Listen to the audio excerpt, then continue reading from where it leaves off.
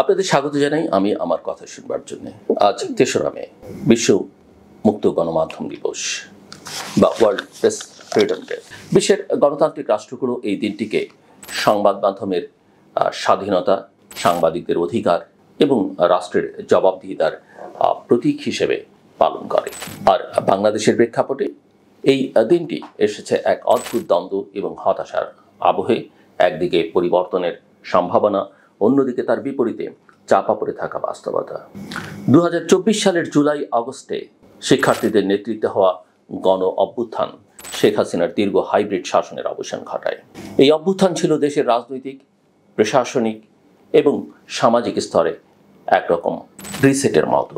ফলে দেশের জনগণ, বিশেষ করে বুদ্ধিজীবী, নাগরিক সমাজ এবং সাংবাদিক সমাজ আশাবাদী হয়ে উঠেছিল অবশেষে গণমাধ্যম ফিরে পাবে তার প্রকৃত জায়গা, ফিরে পাবে সত্য বলবার স্বাধীনতা।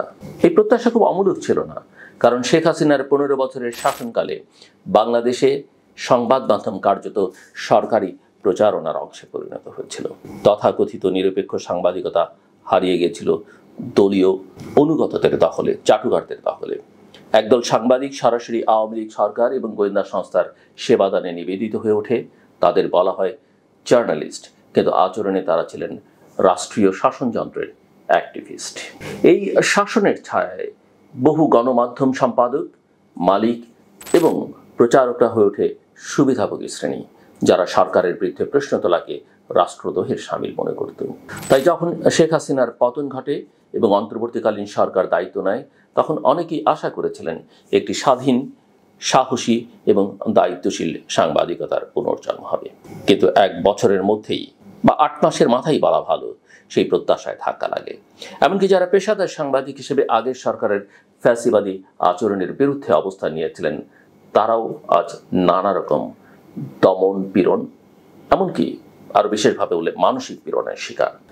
2024 সালের 26 ডিসেম্বর সচিবালয়ে এক ভয়াবহ অগ্নিকাণ্ডের পর এটি সিদ্ধান্ত নেওয়া হয়, যা রেশ পড়ে সাংবাদিক সমাজের ওপর। নিরাপত্তা উদ্বেগের কথা বলে সাংবাদিকদের অ্যাক্রিডিটেশন কার্ড, ভিজিটার পাস সহ বিভিন্ন অনুমতি সাময়িকভাবে স্থগিত করা হয়। যদিও প্রধান উপদেষ্টার প্রেস উইং এটি ব্যাখ্যা দেয় এবং সামরিক বিকল্প ব্যবস্থার কথা জানায়, তবু এই সিদ্ধান্তকে সাংবাদিক সংগঠনগুলো এক বাক্যে সংবাদের স্বাধীনতার জন্য হুমকি বলে চিহ্নিত করে। অনেকেই প্রশ্ন তোলেন, সচিবালয়ে আমলাদের নিরাপত্তার জন্য যদি অন্যদের প্রবেশ সীমিত করা হয়, সাংবাদিকদের কেন পেশাগত দায়িত্ব পালনে বাধা দেওয়া হলো? এই ঘটনার রেশ কাটতে না কাটতেই আরও বড় বিতর্ক জন্ম নেয়। সময় টেলিভিশনের 5 জন সিনিয়র সাংবাদিককে হঠাৎ বরখাস্ত করা হয়। হ্যাঁ, এটা ঠিক যে সময় টেলিভিশন ছিল অতীত সরকারের প্রোপাগান্ডার একটা শক্তিশালী হাতিয়ার। আমি নিজেও তার ব্যক্তিগতভাবে স্বীকার, যারা সংগঠিতভাবে বিরুদ্ধ মতকে দমন করেছে। কিন্তু এই সত্য অস্বীকার করলেও চলবে না যে সেই চ্যানেলে কর্মরত সকলেই প্রোপাগান্ডার অংশ ছিলেন না। অনেকেই পেশাদার সাংবাদিক হিসেবে কাজ করে গেছেন, চেষ্টা করেছেন, এমনকি অনেকের অবস্থান ছিল সরকারের বিরুদ্ধেও। তাদের বরখাস্ত করা হয় জনরোষে কিংবা বলা চলে মব জাস্টিসের মাধ্যমে। অথচ সরকার, বিশেষ করে তথ্য মন্ত্রণালয় বা প্রধান উপদেষ্টার প্রেস উইং এই বিষয়ে কার্যত নীরব থেকেছেন। এই নীরবতা শুধু হতাশাজনক নয়, বরং একটি উদ্বেগজনক বার্তা দেয় যে গণমাধ্যমের উপর নতুন ধরনের চাপ তৈরি হচ্ছে। এবার হয়তো ছাত্রনেতাদের বা কতিপয় ছাত্রনেতার পক্ষ থেকে। এই পরিস্থিতি আরও জটিল হয় যখন দেখা যায় কিছু সংবাদ মাধ্যমে সরকারপন্থীদের দাপট কমেছে ঠিকই, কিন্তু তাদের জায়গায় এখন নতুন প্রভাবশালী গোষ্ঠী এসে জায়গা নিয়েছে। এদের মধ্যে আছে ছাত্রনেতা, সংস্কৃতিবিদ, সংস্কৃতি কর্মী, এমনকি কিছু নতুন রাজনীতিক যারা গণমাধ্যমকে ব্যবহার করতে চায় নিজেদের ভাবমূর্তি তৈরির জন্য। আর যারা এই গোষ্ঠীর সমালোচনা করছেন, তারাই পড়ছেন নিপীড়নের মুখে। একাধিক সাংবাদিক ইতিমধ্যে চাকরি হারিয়েছেন, হুমকির মুখে পড়েছেন বা সামাজিকভাবে লাঞ্ছিত হয়েছেন। সামাজিক যোগাযোগ মাধ্যমে ট্রলের কথা নাই বা বললাম। এদের মধ্যে অনেকেই ছিলেন এমন মুখ যারা শেখ হাসিনার শাসনের সময় সত্য প্রকাশে আপোষহীন ছিলেন। প্রমাণ হিসেবে রয়েছে 137 জন সাংবাদিকের বিরুদ্ধে 32টি ফৌজদারি মামলা, যার মধ্যে আছে হত্যা, দাঙ্গা, অপহরণ, এমনকি মানবতা বিরোধী অপরাধের অভিযোগ। দ্য ডেইলি স্টার সহ একাধিক পত্রিকার অনুসন্ধানে দেখা গেছে এসব মামলায় এমন সাংবাদিকদেরও নাম রয়েছে যারা শুধু টকশোতে একটি প্রশ্ন করেছিলেন, কিংবা কোনো প্রতিবেদন প্রকাশ করেছিলেন। এমনকি আন্তর্জাতিক অপরাধ ট্রাইব্যুনালও মামলা গড়িয়েছে, যেটি বাংলাদেশের ইতিহাসে বিরল ঘটনা। এতে করে প্রশ্ন উঠেছে, সাংবাদিকতা কি শুধুই পেশা নয়, এখন কি তা হয়ে উঠেছে অপরাধ? সাম্প্রতিক আরেক ঘটনা ইতিমধ্যে আমরা সবাই জানি, আপনারা সবাই জানেন।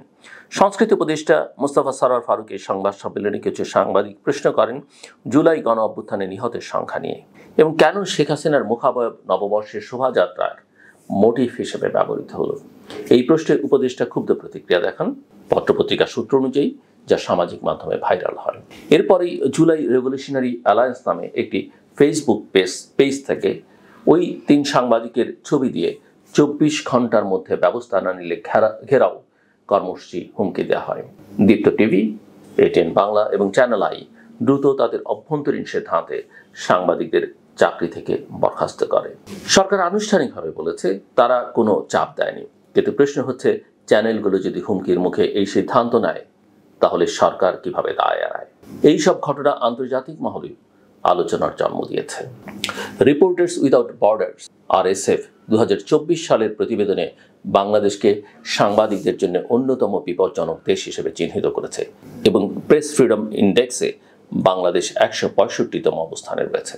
এমন বাস্তবতায় সরকারের কিছু ইতিবাচক উদ্যোগ, যেমন সাইবার নিরাপত্তা আইন বাতিল, যদিও এখনো সেটা হয়নি, কিছু সংশোধন, সেই সংশোধনও গ্রহণযোগ্য হয়নি।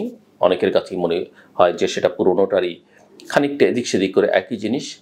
মামলা প্রত্যাহারের উদ্যোগ বা মিডিয়া কমিশন গঠন প্রশংসনীয় হলো, যদি ইতিমধ্যে মিডিয়া কমিশন তাদের রিপোর্টও দিয়েছে এবং প্রধান উপদেষ্টা তার একটা সংক্ষিপ্ত ভাষণ দিতে বলেছেন দ্রুত কিছু কাজ করবার জন্য। 1 মাস পেরিয়ে গেল, সেখানে কিছু হয়নি। যখন সাংবাদিকরা বাস্তবে চাকরি হারান, হুমকির মুখে থাকেন, তখন এসব উদ্যোগ কাগজি বলে মনে হয়। বিশ্ব প্রেস স্বাধীনতা দিবসে বা মুক্ত গণমাধ্যম দিবসে দাঁড়িয়ে আমাদের জোরালোভাবে বলতে হয়, নতুন বাংলাদেশ যদি সত্যিই কোনোদিন প্রতিষ্ঠা পেতে চায়, তবে তার সবচেয়ে শক্ত ভিত হতে হবে স্বাধীন, নির্ভীক এবং ন্যায়ের পথে অটল সাংবাদিকতা। এই সাংবাদিকতাকে নিয়ন্ত্রণ করা যাবে না, চুপ করানো যাবে না, কিংবা হুমকি দিয়ে দমন করা যাবে না। সরকারকে মনে রাখতে হবে, প্রেস ফ্রিডম কেবল একদিনের স্লোগান নয়, এটি রাষ্ট্রের চরিত্র নির্ধারণ করে। আর সে রাষ্ট্রে যদি সাংবাদিকদের কলম বন্ধ হয়, কথা বন্ধ হয়, সত্যকে যদি দোষী বানানো হয়, তবে সেই রাষ্ট্র গণতন্ত্রের পথ থেকে বহু দূরে সরে যায়। আমরা চাই সাংবাদিকরা আর যেন হত্যা মামলার আসামি না হন, সত্য প্রশ্ন করবার দায়ে যেন চাকরি না হারান, গণহত্যার বিচার চাওয়ার প্রশ্নে যেন বিতর্কিত না হয়ে পড়েন।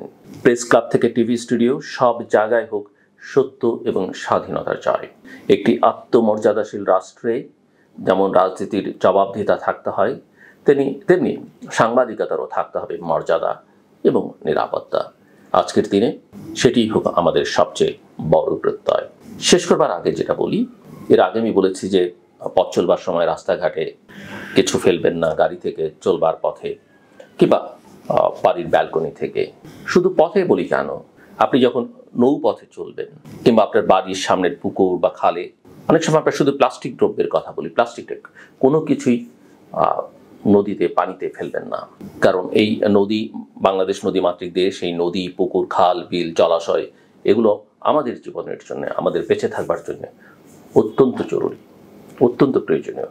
এগুলো শুকিয়ে যাচ্ছে, শেষ হয়ে যাচ্ছে এবং যে কারণে আমরা নানা সমস্যায় পড়ছি, শারীরিকভাবে, মানসিকভাবে, সামাজিকভাবে।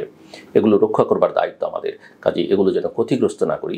এগুলোর সঙ্গে এই যে আমরা রাস্তাঘাটে যা ফেলি বা নদীতে যা ফেলি, এর সঙ্গে আমার ব্যক্তিগত রুচিরও একটা প্রশ্ন, যে আসলে আপনি একটা রুচিবান, সংস্কৃতিবান মানুষ কিনা, না একটা সভ্য সমাজের বাইরের কেউ। আসুন আমরা এই কাজগুলো পরিহার করে চলবার চেষ্টা করি। আমার কথা শুনবার জন্য আপনাদের অসংখ্য ধন্যবাদ। সবাই ভালো থাকবেন, নিরাপদে থাকবেন।